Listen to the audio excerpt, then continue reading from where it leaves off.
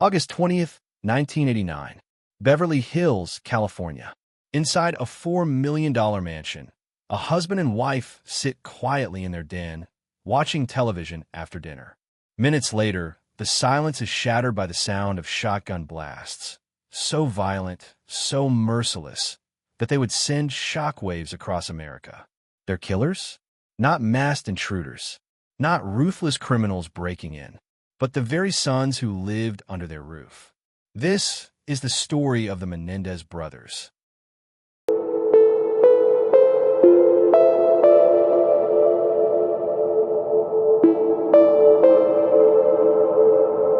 The crime scene was gruesome. Jose Menendez, a wealthy entertainment executive, was shot point-blank in the head. His wife, Kitty, was struck multiple times, her body left unrecognizable. The level of violence shocked investigators. This was not a robbery gone wrong. Nothing of value was taken. Whoever did this wanted Jose and Kitty dead, and they wanted it to be personal. At 11:47 p.m., a frantic 911 call came from the Menendez residence. The caller? Lyle Menendez, the eldest son. His voice was trembling, panicked, desperate. He screamed that his parents had been shot. Within minutes, police arrived at the mansion. But what they found was more than a grieving family. It was the beginning of one of the most infamous cases in American true crime history. When detectives arrived, the Menendez brothers, Lyle and Erik, were outside, sobbing uncontrollably. To investigators, they appeared broken by grief. But as the hours passed, small details raised suspicions. There were no signs of forced entry, no evidence of a burglary. Yet, Jose and Kitty had been executed with chilling precision. The brutality seemed fueled by rage, not chance. And detectives quietly began to wonder, was this family hiding a dark secret? Lyle and Erik told detectives they had gone to see a movie that night, and afterward, they stopped for fast food. When they returned home, they claimed they discovered the carnage. On paper, their alibi seemed solid. And for weeks, the police couldn't prove otherwise. In fact, detectives even pursued other leads: organized crime, business rivals, even disgruntled employees of Jose Menendez. But none of those theories stuck. The truth was hiding in plain sight, inside the Menendez mansion itself. While detectives chased dead ends, the brothers began living like millionaires. Shopping sprees, luxury cars, lavish vacations. Their grief quickly faded into extravagance, and the community began to take notice. To the world, Lyle and Erik seemed less like traumatized sons and more like predators enjoying the spoils of their parents' fortune. And when the truth finally came out, it would shake Beverly Hills to its core. But the question remained, why? Why would two sons brutally execute their own parents? The answer was darker than anyone could have imagined. On the surface, Lyle and Erik Menendez were grieving sons. But detectives noticed something odd. Their grief didn't last long. Within days of the murders, they were seen spending wildly: designer clothes, expensive watches, and even a new Porsche. They seemed to be enjoying their inheritance, not mourning their parents. Detectives began to watch closely, suspecting that these two privileged brothers weren't victims, but suspects. Their behavior only raised more questions. Lyle bought a Rolex watch, Erik hired a tennis coach, and together they planned an investment in a restaurant chain. Within weeks, they spent nearly $700,000. To detectives, it seemed like a red flag. Why would two devastated sons be spending so extravagantly, so soon after a tragedy? Their spending spree became the first major crack in their alibi. But detectives needed more than suspicion. The breakthrough came not from the police, but from a therapist. Erik Menendez, racked with guilt, confided to Dr. Jerome Oziel that he and his brother had killed their parents. What Erik didn't know was that his therapist secretly recorded their conversations. Those tapes would become the most explosive evidence of the case. When prosecutors learned of the tapes, the brothers' defense fought to keep them out of court. They argued doctor-patient privilege. For months, legal teams battled over whether the recordings could be used. Eventually, the court ruled that the tapes were admissible, and what they revealed was damning. On March 8, 1990, Lyle Menendez was arrested at his Beverly Hills mansion. Days later, Erik was taken into custody after returning from a tennis tournament overseas. The image of the wealthy Menendez brothers in handcuffs stunned the nation. The case was no longer about unknown killers. It was about two sons accused of cold-blooded parricide. The public was divided. Some saw two spoiled rich kids who killed their parents for money. Others whispered about possible abuse in the Menendez household, stories that would later come to dominate their defense. But in 1990, one thing was clear. The brothers were headed to trial for one of the most sensational double murders in American history.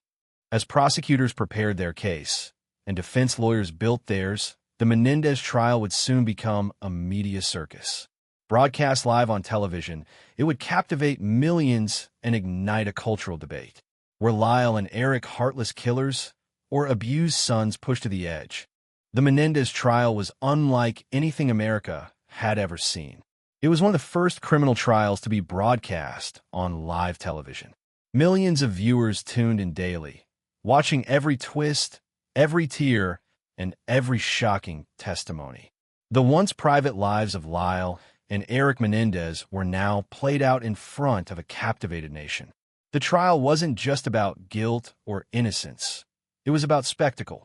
The prosecution painted a simple, damning picture. Lyle and Erik were greedy, entitled, and driven by money. They had murdered their parents to inherit an estate worth millions. Prosecutors pointed to their lavish spending spree after the killings, the lack of forced entry, and the cold precision of the murders. To them, this was not a crime of passion, but a crime of greed. But the defense delivered a shocking counterargument. The brothers were not cold-blooded killers. They said they were victims. Victims of years of psychological, emotional, and even sexual abuse at the hands of their parents. The defense claimed Jose Menendez was a violent, controlling patriarch, and that Kitty Menendez ignored or enabled his behavior. According to Lyle and Erik, the murders were not about money, but survival. They believed if they didn't kill their parents would eventually kill them. The trial reached its emotional peak when the brothers themselves took the stand. Erik Menendez, his voice shaking, described years of torment, saying his father had abused him since childhood. Lyle followed with similar testimony, breaking down as he recounted the fear and trauma they lived under. Their testimony divided the public. Some believed their every word. Others saw it as manipulation, a desperate attempt to escape justice. After months of testimony, the first trial ended in a stunning twist: a hung jury. Some jurors believed the brothers acted in self-defense. Others were convinced it was pure greed. The result: a mistrial. The Menendez brothers' fate remained undecided, and America was left hanging on every update. But the prosecution wasn't finished. A retrial was already in motion, and this time, the cameras would be turned off. With the first trial collapsed, the Menendez brothers prepared for a second battle in court. This time, the cameras would be barred, but the stakes would be higher than ever. When the retrial began in 1995, things looked very different.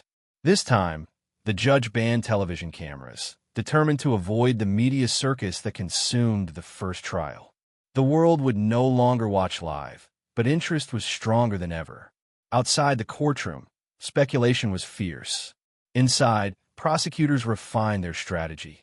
This case, they insisted, was not about abuse. It was about cold-blooded murder. The prosecution doubled down. They argued the brothers' testimony of abuse had been exaggerated, even fabricated. Friends, coaches, and teachers of the Menendez boys testified they had never seen any signs of abuse. Instead, the prosecutors pointed again to motive: money. The brothers had purchased luxury cars, Rolex watches, and gone on shopping sprees in the weeks after the murders. To the state, it was clear Lyle and Erik Menendez were not victims. They were opportunists. But the defense didn't back down.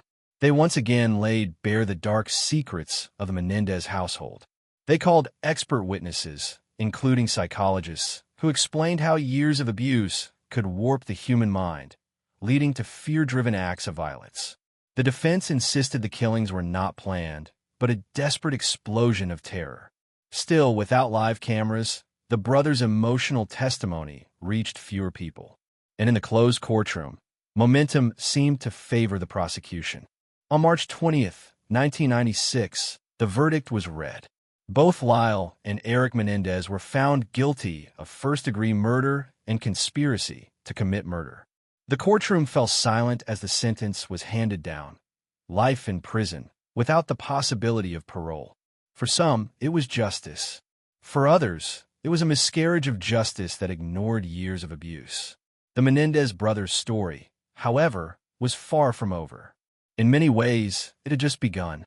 In prison, the brothers were separated for decades, housed in different facilities with little contact. Yet, despite isolation, they became symbols in pop culture, subjects of books, documentaries, and even parodied on television. Their case sparked heated debates about abuse, privilege, and the justice system.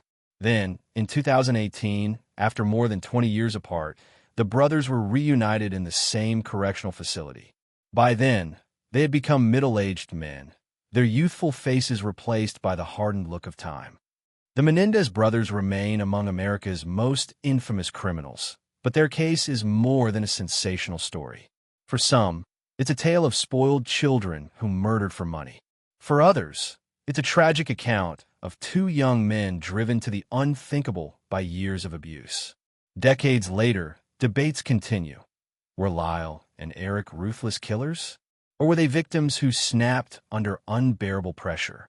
The answer depends on who you ask. What's certain is this: the Menendez murders will forever haunt the American criminal landscape.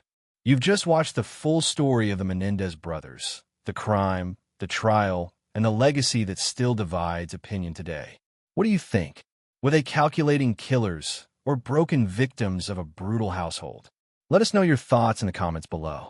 And if you found this documentary compelling, don't forget to like this video, subscribe for more true crime deep dives, and share it with someone who follows cases like this. Until next time, stay safe and stay curious.